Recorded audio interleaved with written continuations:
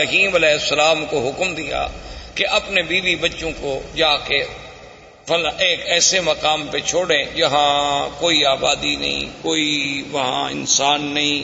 کیونکہ سیدنا ابراہیم علیہ السلام یا اسماعیل علیہ السلام یہ سرزمین مکہ کے رہنے والے نہیں تھے۔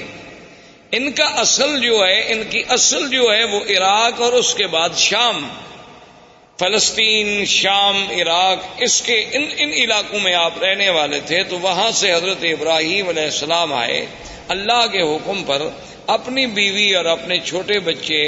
دودھ پیتے ہوئے بچے سیدنا اسماعیل علیہ السلام کو حکم خداوندی کے مطابق اسی مقام پہ چھوڑا جہاں اب چاہ زمزم ہے، جہاں یہ کنواں ہے زمزم کا، اسی جگہ ان کو بٹھا دیا۔ اور اللہ کا حکم تھا کہ بولنا بھی نہیں، بتلانا بھی نہیں، بات بھی نہیں کرنی۔ تو ابراہیم الخلیل علیہ السلام خاموشی سے چلے گئے۔ جب وہ جانے لگے تو بی بی ہاجرہ دوڑی پیچھے، انہوں نے کہا الا من تقلنا یا ابراہیم الخلیل، یہ اللہ کیا کر رہے ہو کہ یہاں کوئی انسان نہیں، یہاں کوئی پانی نہیں، یہاں کوئی آبادی نہیں، وادن غیر ذی زرع، کالے پہاڑوں میں گھری ہوئی ایک وادی ہے، تو اور یہاں جہاں کعبہ شریف ہے یہاں بالکل ایک ٹیلے کا نشان تھا، تو ہمیں کیسے چھوڑ کے جا رہے ہو؟ ابراہیم علیہ السلام خاموش ہیں چونکہ اللہ کا حکم نہیں جواب دینے کا۔ تو آخر بی بی نے مجبور ہو کر یہ جو جنت المعلا جسے آپ کہتے ہیں نا جنت المعلا، یہ اصل میں اس کو معلا کیوں کہتے ہیں کہ یہ کعبۃ اللہ کا سرزمین مکہ کا اونچا حصہ ہے، یعنی یہ اعلیٰ ہے، اعلیٰ معنی بلند، اور یہ جو ہے اسفل، یہ مسفلہ جس کو آپ کہتے ہیں محلہ مسفلہ، اس کو مسفلہ کیوں کہتے ہیں کہ یہ اسفل ہے، یہ یعنی نیچے والا حصہ ہے اور وہ جانب اعلیٰ ہے۔ اسی لیے جب بھی مسیال، جب بھی سیل آتے ہیں تو اوپر سے پانی گرے گا اور اسی مسیال سے، مسفلہ سے ہوتا ہوا پھر نیچے چلا جائے گا طریق لیس سے۔ تو یہ اعلیٰ جانب تھی، تو اسی لیے وہ جو قبرستان ہے اس کو مومنین کی وجہ سے جنت کا لقب ملا اور جنت المعلا کہلایا۔ تو اس مقام تک بی بی صاحبہ دوڑتی آئیں ابراہیم علیہ السلام کے پیچھے، اور ابراہیم علیہ السلام اونٹنی پہ سوار تھے اور خاموش ہو کے جا رہے۔ تو بی بی نے کہا کہ ایک بات تو بتاؤ، اللہ امرک بہذا، کیا تمہیں تمہارے خدا نے یہ حکم دیا ہے یا تم خود ہم سے ناراض ہو؟ بھئی خامن جو اپنے بچوں کو چھوڑ دے کو وجہ تو ہوگی نا، اپنی بیوی بچوں کو چھوڑ کے جا رہے ہیں، اور چھوڑ بھی ایسی جگہ جا رہے ہیں نا، یہ تو نہیں کہ ان کو سسرال میں بھجوا دیا، بچوں میں بھجوا دیا، کسی بھائی کے گھر میں بھجوا دیا، ایک ایسے مقام پہ چھوڑ دیا کہ وادن غیر ذی زرع، جہاں کچھ بھی نہیں۔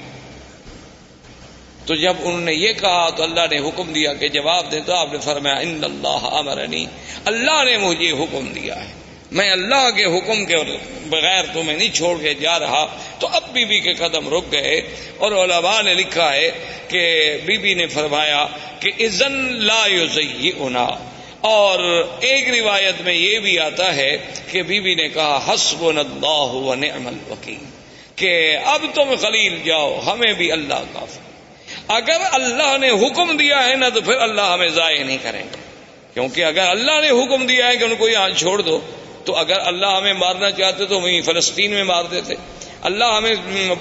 کچھ سزا دینا چاہتے تو وہیں شام کے علاقے میں دی جا سکتی تھی۔ تو اس مقام پہ چھوڑنے کا جو حکم تمہیں تمہارے رب نے دیا ہے، تو اذن لا یضیعنا، اب وہ خدا ہمیں ضائع نہیں کریں گے۔ اور ایک روایت میں ہے کہ بی بی کی زبان مبارک سے جو کلمہ نکلا وہ کلمہ تھا حسبنا اللہ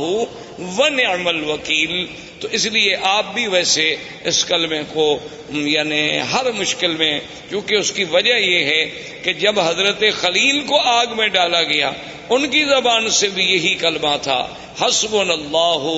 ونعم الوکیل۔ اور جب جنگ احد میں صحابہ پر دشمنوں نے حملہ کیا اور یہ کیفیت تھی کہ ذاقت علیہم الارض بما رحبت، اللہ کی وسیع سرزمین تنگ ہو گئی، یعنی بالکل اب یقین ہو گیا ہلاکت کا، اس وقت بھی صحابہ کی زبان سے نکلا حسبنا اللہ ونعم الوکیل۔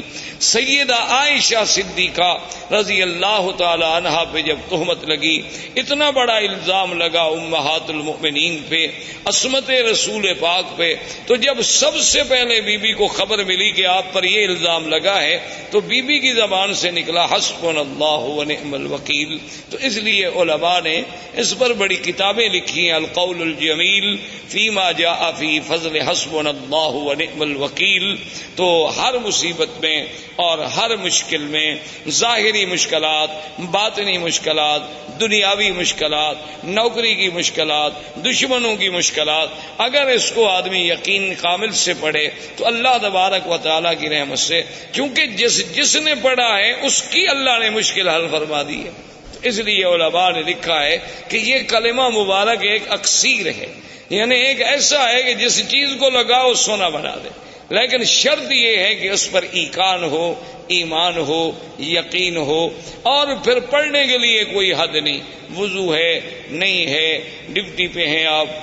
چل رہے ہیں، گھر میں ہیں، بیٹھے ہیں، جب یاد آیا تو پڑھ لیا. اور جس مشکل کے لیے پڑھیں گے اللہ کی رحمت سے، فَانْقَلَبُوا بِنِعْمَةٍ مِّنَ اللَّهِ وَفَضْلٍ لَمْ يَمْسَسْهُمْ سُوءٌ. اللہ نے فرمایا کہ جب میرے مدنی کے صحابہ نے اس کلمے کو پڑھا تو ہم نے پھر ان کو نعمتوں کے ساتھ واپس لوٹایا، ان کو ذرا سی بھی پھر ہم نے تکلیف نہیں پہنچنے دی. تو اللہ تبارک و تعالیٰ کی یہ کلمہ مبارک بی بی کی زبان سے بھی علماء نے لکھا ہے کہ نکلا اور بی بی واپس آ گئی.